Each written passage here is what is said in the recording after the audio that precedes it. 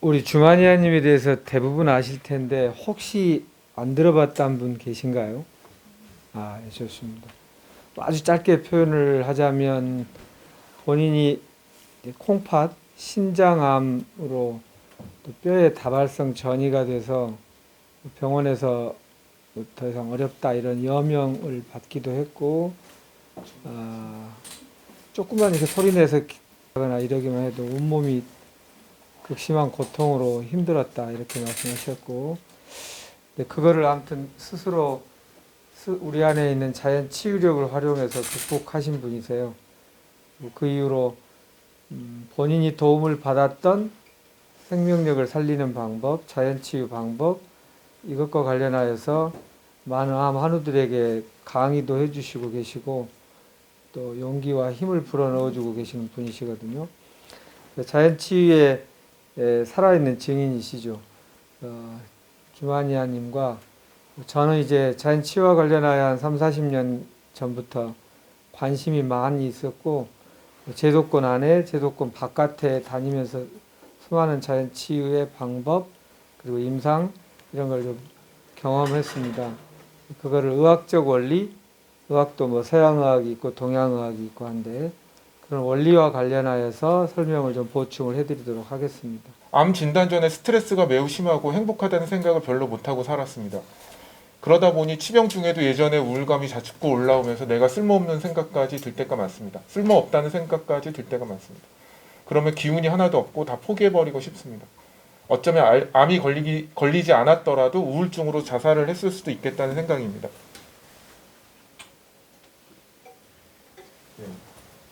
이런 제가 어떻게 이 우울감으로 또 벗어나서 새로운 삶으로 나아갈 수 있을까요? 예, 이런 이제 질문 주셨는데 어떻게 보면 되게 본질적인 질문이신 것 같아요. 예. 사실은 나는 암이어서 행복합니다 이런 책이 있는 거 아시죠? 예. 이게 뭐 암인데 왜 행복할까요? 암 걸려가지고 죽을 병 걸려가지고. 예. 그 왜 그러냐면 내 삶을 통째로 바꾸는 계기가 돼서 그런 거거든요. 예.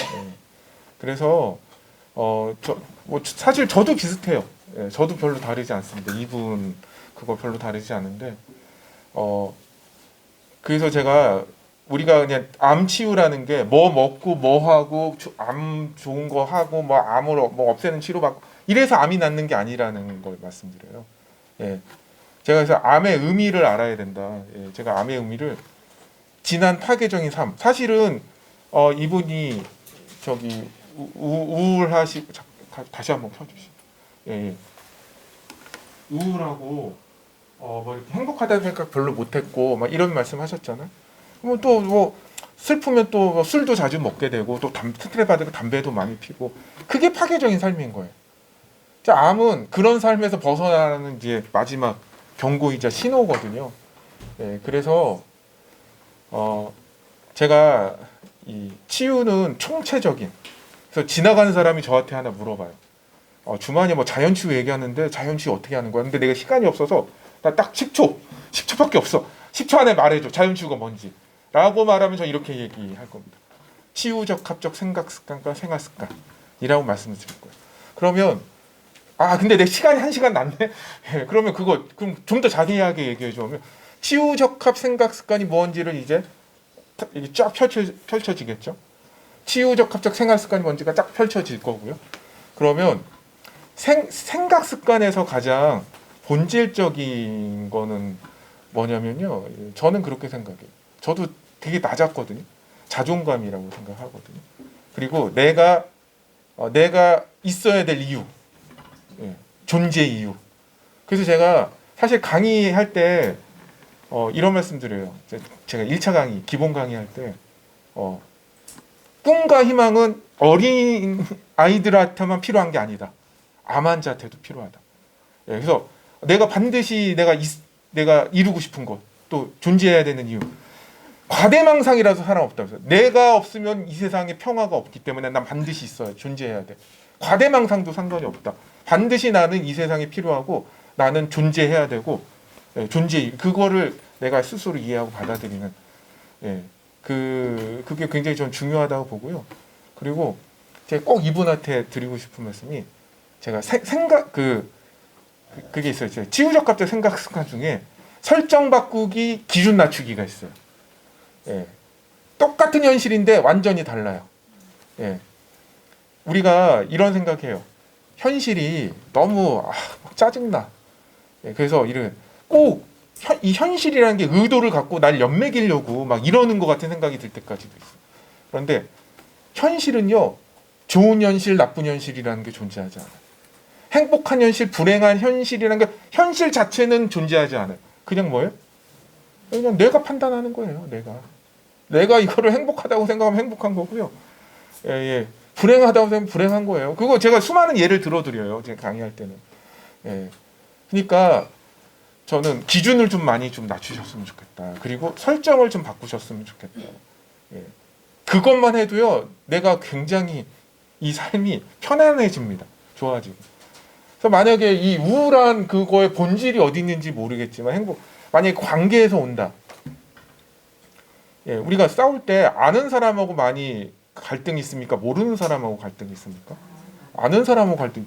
왜 더 잘 알고 오히려 가족 안에서 갈등이 많아요? 아니 왜 타인도 아니고 왜 가족 안에서 갈등이 많을까요? 기대치가 많아요. 아내는 남편한테 바라는 바가 있고, 아내는 남편한테, 남편은 아내한테 바라는 바가 있죠. 또 부모는 자식한테 바라는 게 있고, 자식도 부모한테 바라는 게 있어. 근데 그게 충족이 안 되면 어떻게 돼요?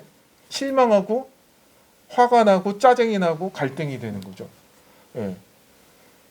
그러면 그거 안 하려면 어떻게 하면 되죠? 기준을 확 낮추면 돼요. 기대하지 않으면 돼요. 이거 삐진 거하고 다른 겁니다. 삐진 게 아니에요. 내가 진짜 나는 내가 존재하는 권리 의무 다 하되 상대방한테 암 환자 나 암 환자인데 이렇게 나한테 신경도 안 써주고 막 밥도 대충 차려주는 것 같고 이렇게 굉장히 서운해하고 막 화나고 막 그러신 분도 많아요. 그러실 필요 없어요. 아니 암이 좋은 게요. 이 뇌졸중 뇌출혈은 한번 쓰러지면 내가 하고 싶어도 못 해요. 몸을 못 움직이니까.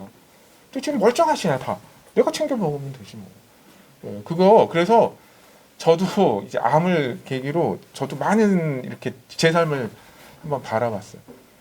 근데 저도 누구한테 어떻게 보이냐가 중요했고, 또 누가 나를 인정해 주냐가 중요했고, 근데 그거 내가 죽어버리면 아무 의미 없더라고요.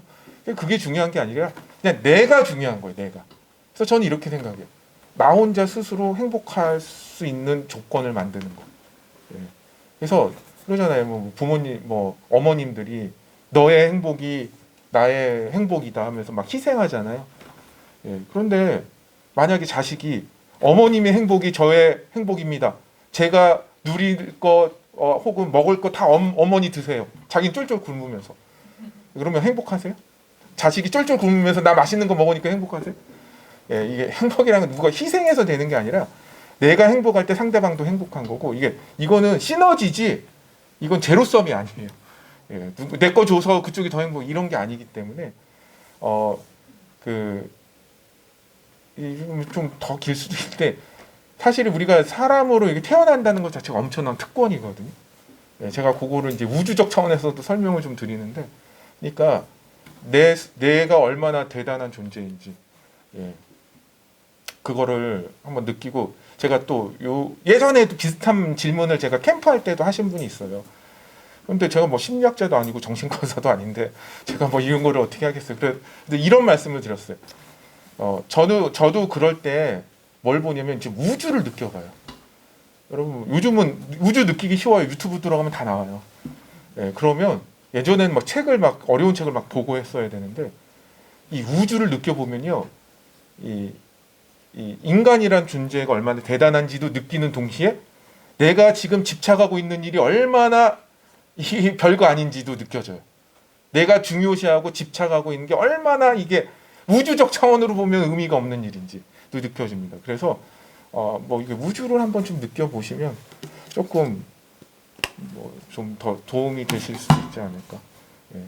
그래서 한번 총체적으로 이 생각 습관을 바꾸시는 계기로 삼으시면, 혹시 좀 구체적인 걸 하시면 전화 주시면 제가 얼마든지 또 답변을 드리겠습니다.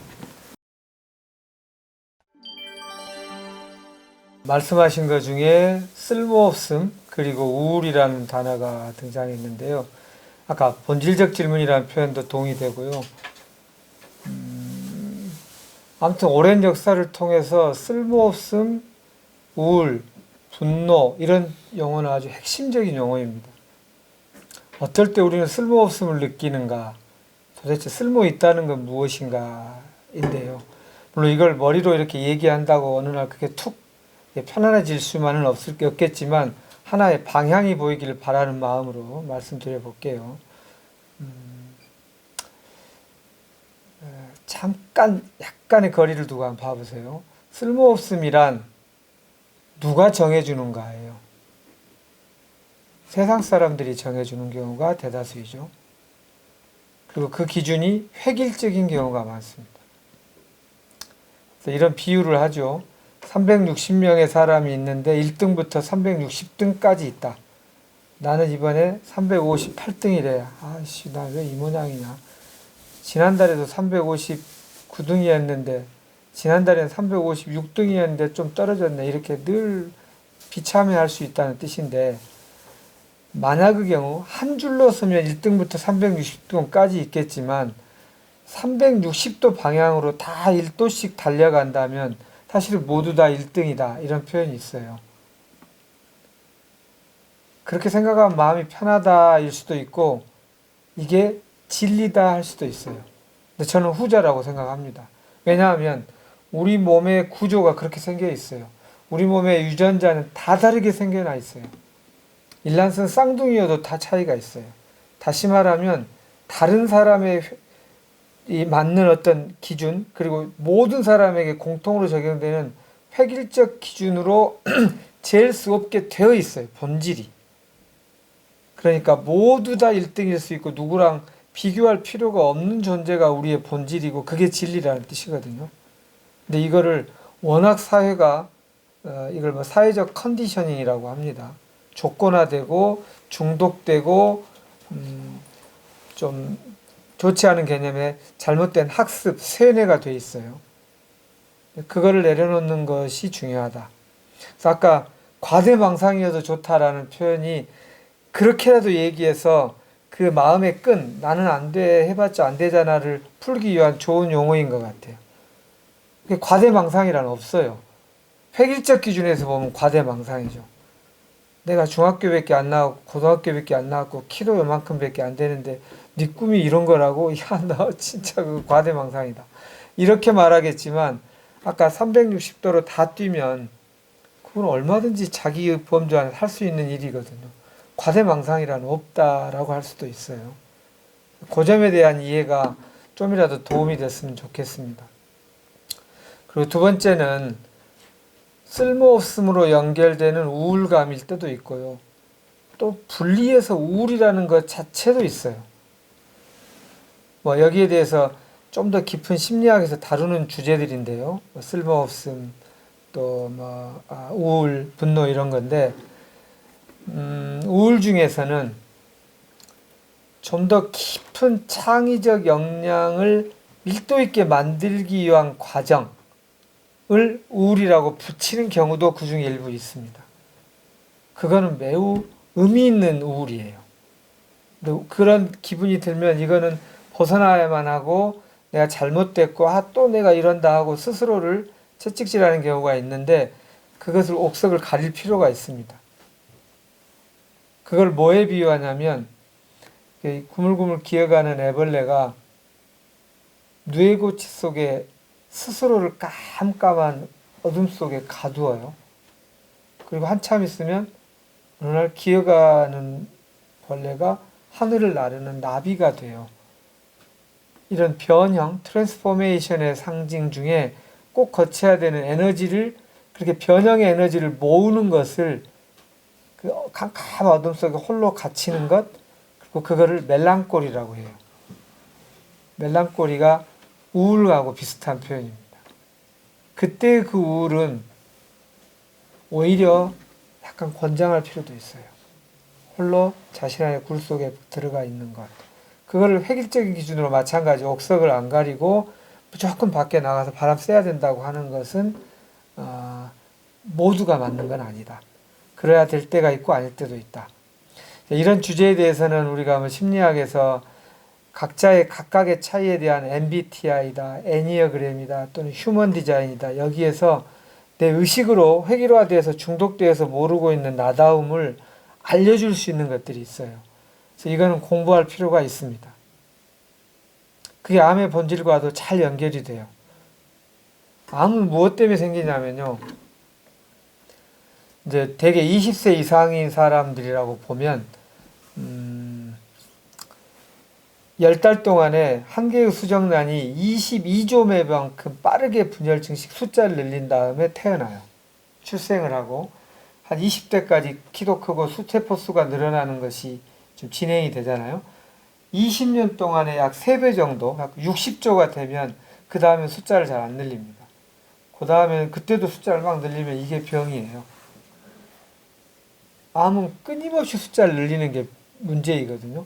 우리는 처음에 10달만 그렇게 하고 그 다음에 속도를 과감 많이 줄여갖고 3배 정도로 줄였다가 그 다음에는 숫자를 안 늘리고 손상됐을 때만 그거 딱 보충하고 다시 숫자 안 늘리는 방식으로 돌아오고 이렇게 돼야 건강한 건데 어떤 이유에선가 간에 이게 이렇게 빨리 늘리던 우리가 태중에 있을 때 배아였을 때 또는 태아였을 때 상태로 돌아간 것이다 라고 말을 해요.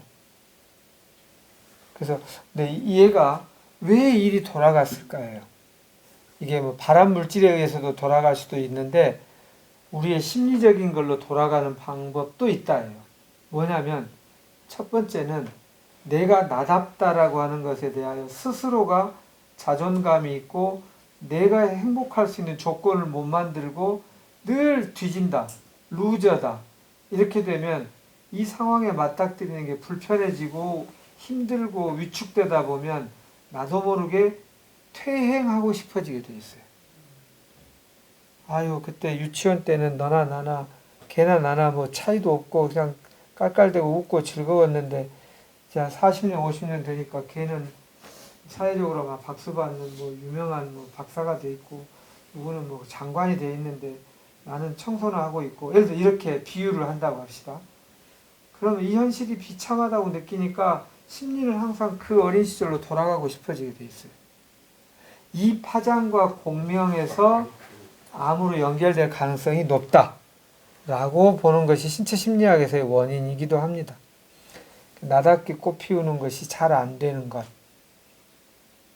그래서 이제 이 우울이라든가 쓸모없음에 대한 주제는 심리학적인 공부를 깊이 해보는 것을 강력하게 추천합니다.